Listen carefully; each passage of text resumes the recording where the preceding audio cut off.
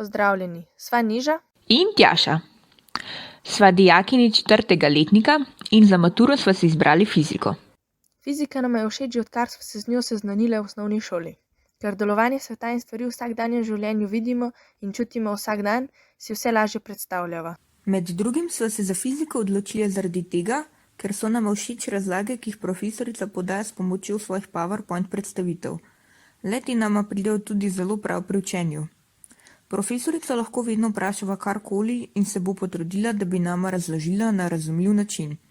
Če le lahko, upošteva najine predloge in razne želje glede fizike.